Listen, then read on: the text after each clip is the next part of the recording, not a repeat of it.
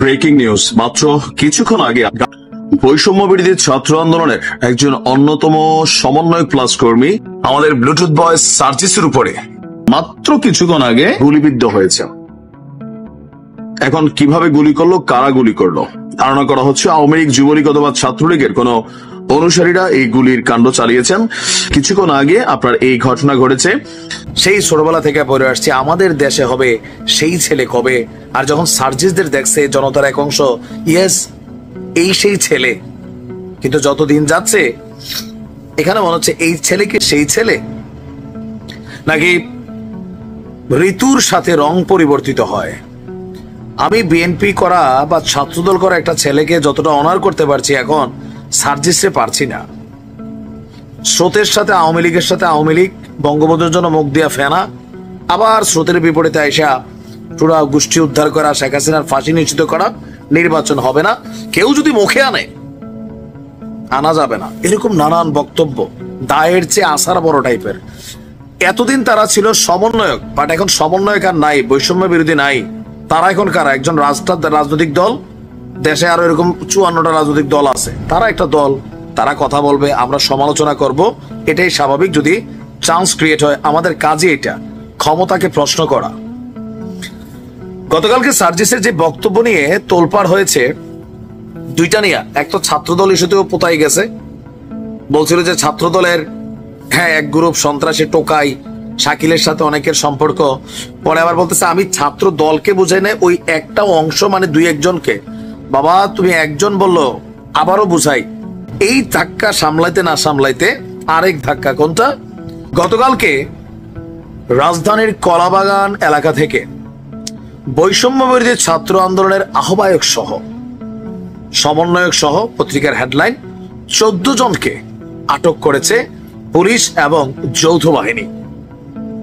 ইদানিং একটা ঘটনা শুরু হয়েছে, কি একদল লুটপাটকারী, এদের মধ্যে সমন্বয়ক অথবা বৈষম্য বিরোধী নেতা অনেকে এগুলাতে কানেক্টেড হয়ে গেছে। কেন? আপনার ঘরে যে আওয়ামী লীগ আছে কেউ ঢুকবে, অমুক নেতা আছে কেউ ঢুকবে, ঢুকা কই খুঁজবে? আপনি বাক্সবন্দি করে গয়নার বাক্সে ঢুকাই রাখছেন, আলমারির চিপা চাবি দিয়ে রাখছেন, সন্দুকের ভিতরে রাখছেন, এরা এগুলা সার্চ করে, যা পায় নগদে পুরায় পকেটে, গলা কানে খোঁজে, দেখি ভাবি ভাবি দেখি, এরকম কইয়া ট্রেন লয়ে জায়গা, ক্যাশ স্বর্ণ যা আছে। তো ডক্টর ইউনুস এটা নিয়ে কিন্তু খুব বড় একটা ঝামেলার মধ্যে আছে, যে মবের খেলা। আর ইউনুস সাহেব কোন এক অজানা কারণে, কোন ডরা আমরা জানি না, এই মব জাস্টিস যারা করে প্রত্যেকের ফুটেজ আছে, কয়জনকে গ্রেপ্তার করছে, কয়জন?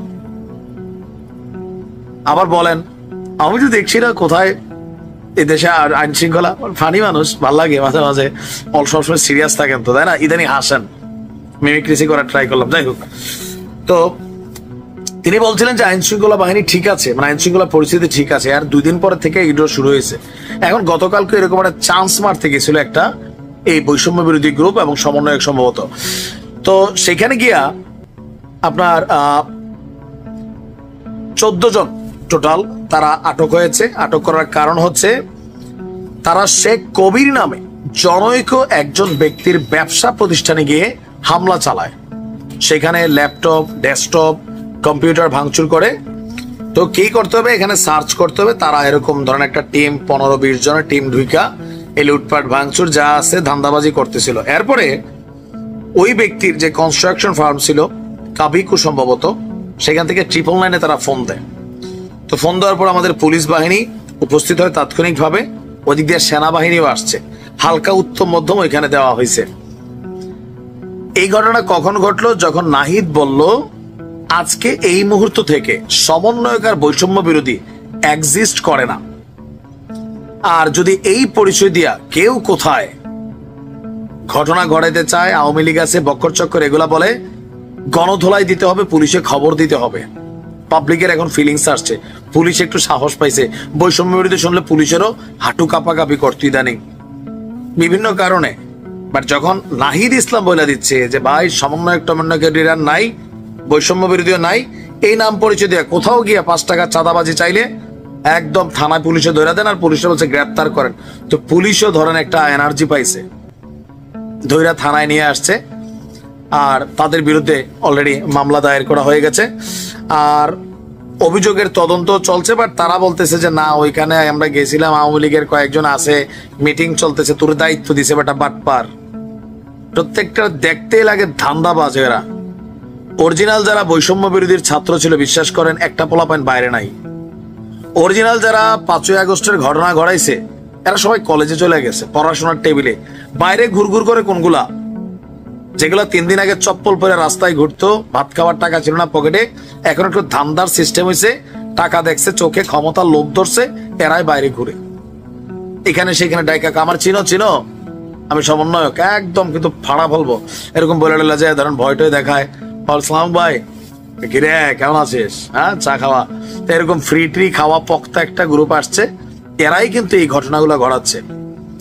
নাহিদের এই সিদ্ধান্তটা খুব যৌক্তিক। দেশে যেই সমন্বয়ক শব্দটা, খান তারাও তো সাবেক সমন্বয়ক, এটা বদনাম বানাই ফেলছে, পাবলিকের কাছে অ্যালার্জি বানাই ফেলছে, এই কারণে পোলা বাধ্য হয়ে এই সিদ্ধান্ত নিছে। এখন যারা আছে মাঠে তারা এটা কতটুকু মাইনা নেয়, নাকি বলে আপনি তো গেছেন গা জায়গা মতো, আপনার তো আর ভাই চিন্তা নাই, আমগো হালা যাবো কই, হ্যাঁ এগুলা কইরে তো আমরা খাই। এক গ্রুপ আছে না এখন বিভিন্ন জায়গায়, বিএনপি ওনারা ধরছে যে বাবা তুমি কথা কম বলো। সার্জিস্টে কিন্তু সবাই এখন আক্রমণাত্মক ভঙ্গিতে ধরছে। কেন থাকে না যে আসলে আপনার মুখ দিয়ে আপনি কতটুকু বলবেন এটা বুঝতে হবে। ইচড়ে পাকা টাইপের হয়ে গেছে বিষয়টা এখন, ইচড়ে পাকা। তো বিএনপির তোপের মুখে যে আপনার সার্জিসের বক্তব্যটা ছিল যে শেখ হাসিনাকে দেশে এনে ফাঁসির মঞ্চে না নেওয়া পর্যন্ত কেউ যেন নির্বাচনের কথা না বলে। আরে ভাই, তোমরা সেকেন্ড রিপাবলিকের স্বপ্ন দেখছো, নতুন স্বাধীন দেশ বলছো, কে কি বলবে তুমি সার্জিস ঠিক করে দিবা? তাহলে তো তুমি ওই যে পুরোনো ছাত্রলীগ করছো তোমার ভিতরে রয়ে গেছে, বাইরেছে না তো। এটাই তো ফেসিজমের আওয়াজ। আমি কি বলবো সেটা আমি জানি, আমার বাক স্বাধীনতা আছে। আমি কোনো ভুল বললে সেটা আইন দেখবে, ডিজিটাল নিরাপত্তা আইন না। আমি কি বলবো সেটা তুমি ঠিক করে দিবা, তুমি আমার ট্যাগ দিবা, আমরা এইটা আমরা সেইটা, মানে তোমার এই লাইসেন্স কে দিছে? হু আর ইউ? এখন এরকম পাকনা পাকনা কথা বইলা বিপদে পড়ে গেছে সার্জিস ভাই। আমি নিজে সার্জিসের খুব ভক্ত ছিলাম, এখনো চ্যানেলে ভিডিও আছে, 9ই আগস্ট দেখে আসছেন, একটা স্পিড দেখছিলাম, বাট সামহাউ রাইট নাও এগুলা দেখছি যে উল্টা ঘুরছে। আচ্ছা, তো এখন এই যে বক্তব্য দিয়া ঠেলা সে সামলাইতে না পায়রা, এখন সে বলছে যে এই বক্তব্যের সঙ্গে নাকি সরাসরি নির্বাচন পিছিয়ে যাওয়ার যে সম্পর্ক দেখানো হচ্ছে সেটা কখনো সেভাবে সম্পর্কিত। তো কোনটা কোনটা? বিএনপি মনে করছে যে শেখ হাসিনার ফাঁসি কালকে যদি গ্রেপ্তার হয় 15 বছর লাগবে। তো এই 15 বছর নির্বাচন না হলে ক্ষমতায় কে থাকবে? ইউনূস কাকা আর তোমরা ভোট ছাড়া। এখন তো চিন্তা করছে, কথাটা লাই কইছি কি, ওই সাদিক আব্দুল্লাহ না জানি কি নাম ছেলেটার, সে একটা কথা বলছিল যে এদের অতিরিক্ত কথা বলা বন্ধ করতে হবে। অতিরিক্ত কথা বলা, আর অতিরিক্ত কথা বলে এক একজন এরকম ঘাড় গোন নাড়া দিয়া, হ্যাঁ এটা পুনপুন্না ভাব আসছে, এটা থাকবে না। বৈষম্য বিরোধী প্ল্যাটফর্মে তোমাদের বিপরীত অবস্থান নিয়ে নিচ্ছে, প্রাইভেট নিয়ে নিচ্ছে। তুমি কার খালু বাবা? এখন সবাইরে সেট করে তোমরা 10 জন মিললে কি পুরো বাংলাদেশ? এখন তার বক্তব্য যে সবচেয়ে গুরুত্বপূর্ণ বিষয় হচ্ছে, আচ্ছা লাশ কোথা হচ্ছে এটা খুঁজে বেড়াচ্ছে আমরা, রায়ের বাজার আমাদের জায়গা থেকে। সে বিশাল তা মানে অনেক শহীদদের পরিবার নিয়ে কান্নাকাটি করছে, কিন্তু আবু সাইদের পরিবারের দাওয়াত দেওয়ার সময় পায় না। জুলাই আগস্টের মতো এত একটা মহান দায়িত্ব ছিল, এই ফান্ডিংটা প্রত্যেকটা মানুষের সুষ্ঠুভাবে দিয়ে আসতে পারতো, সে ছেড়ে দিছে রাজনৈতিক দল করার জন্য। এখন এসে বক্তব্য চেঞ্জ করলে যে মানে শেখ হাসিনার ইস্যুটার সাথে নির্বাচন, তোমরা তো বলতেছো যে নির্বাচনটা মুখে আনা যাবে না, অন্য সার্কামস্টেন্সে নির্বাচন পিছাইতে পারে, ডাজন্ট ফ্যাক্ট। কিন্তু শেখ হাসিনার ফাঁসি না হলে বিচার না পর্যন্ত কেউ নির্বাচনের নাম মুখে আনবে না। যদি কেউ আনে, যারা নির্বাচন চায় না তারা এটা সেটা কি হোয়াট, এটা পরামর্শ ফ্রিতে হচ্ছে, যা বলবা ভেবে চিনতে বলবা, নয়তো বিপদে পড়বা। শেখ হাসিনার একটা ওয়ার্ড শেখ হাসিনারে বাংলাদেশ ছাড়া পালাইতে বাধ্য করছে। কি ছিল প্রশ্নটা? ওটা কি মুক্তিযোদ্ধার নাতি নাতিরা পাবে না, রাজাকারের নাতি নাতিরা পাবে? জাস্ট একটা ওয়ার্ড, মিস ওয়ার্ড, শেখ হাসিনার এই সাম্রাজ্য ভাঙা চুরা তোমরা তছনছ করে দিতে পারছো। তুমিও বুঝো, ছাত্রলীগ করে আসছো, ব্লুটুথ বয় কিন্তু হ্যাভি মেধাবী, বাট থাকে না যে অতিরিক্ত মেধা মাঝে মাঝে বিপদ ডেকে আনে। যা বলবা ভেবেচিন্তে বলো। আমরা চাই বাংলাদেশের তারুণ্যরা লিড করুক। আমিও ভাই মুরব্বীদের বিপক্ষে। ওই যে এক জীবনে এমপি হয়েছে বাবা, একদম কবরে ঠ্যাং যাওয়ার এক পর্যন্ত এমপি, আইসিইউতে ঢুকা পর্যন্ত এমপি, তারপর এমপি কে, তার পোলা, তার মাইয়া, মাইয়ার জামাই, গোষ্ঠী জ্ঞাতি। I don't like this. পরিবর্তন আমরা চাই, নতুনরা আসতে হবে, ইয়াং জেনারেশন লিড করতে হবে। ছাত্রদের জাতীয় নাগরিক পার্টির বিপরীতে কবে যে আবার সাগরিক পার্টিও চলে আসতে পারে এটার কিন্তু ভাই গ্যারান্টি নাই। কেউ কেউ মনে করছেন যে তোমরা আন্দোলন করলা, তারপর নিজেরা উপদেষ্টা হয়ে গেলা, তোমাদের সাঙ্গপাঙ্গদের সবচেয়ে বড় বড় পদ পদবিতে সমন্বয়ক পদে বসাইলা, বৈষম্য বিরোধী পদে বসাইলা। এখন আগামী দিনে রাষ্ট্র ক্ষমতায় যাওয়ার জন্য যে রাজনৈতিক দলটা তৈরি করলা তোমরাই করলা। তা আমরা কার খালু, এই দাবি তুলেছে বৈষম্য বিরোধী প্ল্যাটফর্ম।